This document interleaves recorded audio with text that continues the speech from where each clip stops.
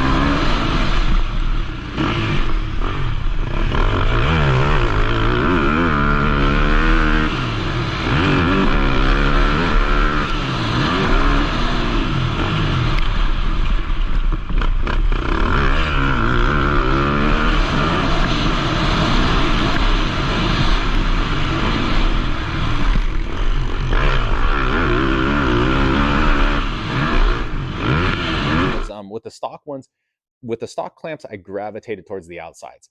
It was just natural. But I was like, okay, this bike's super stable. It's great down the hills at Glen Helen. I'm not swapping out. It was good at my local tracks. I'm just going to try to take those outsides, and that's fine. If you're an outside kind of guy, you're an off-road like desert guy, probably you're going to stick with the stock offset, or maybe even go further out because you want more stability. Yeah, what I noticed was it didn't take away any of the stability.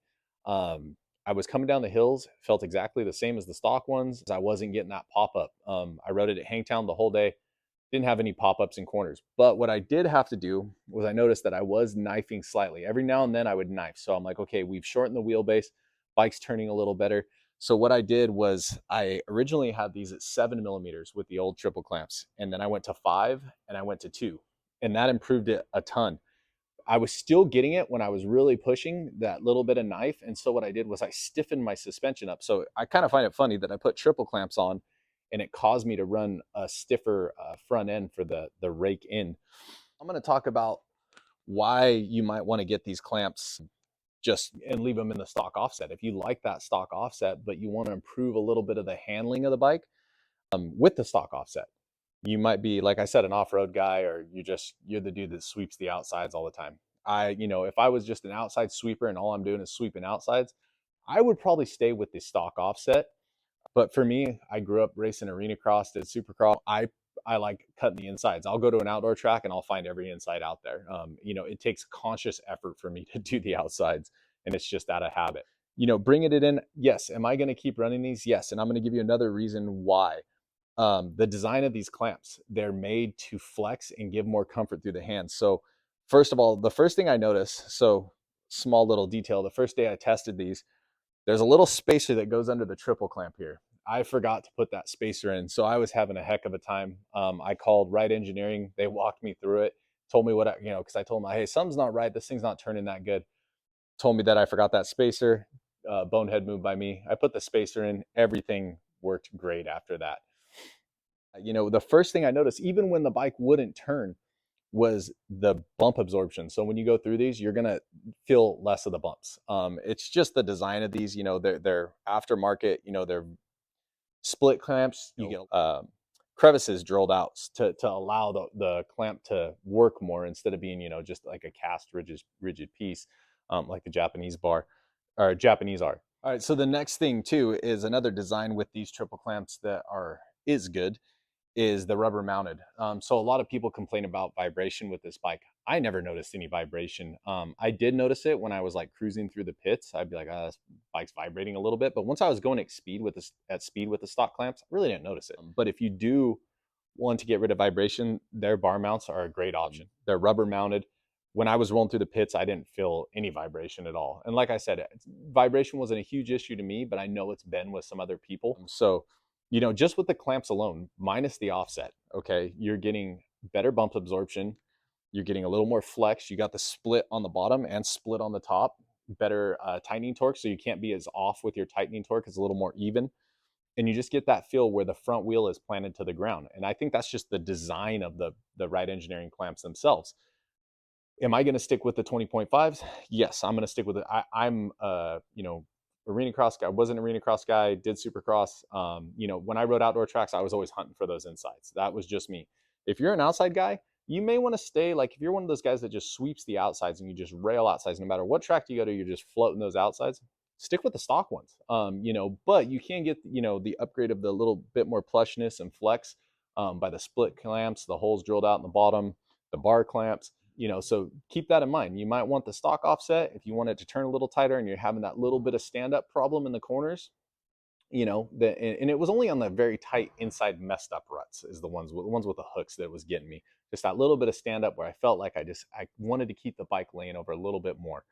Keep them on my bike. From here on out, I like them. I have two of these betas.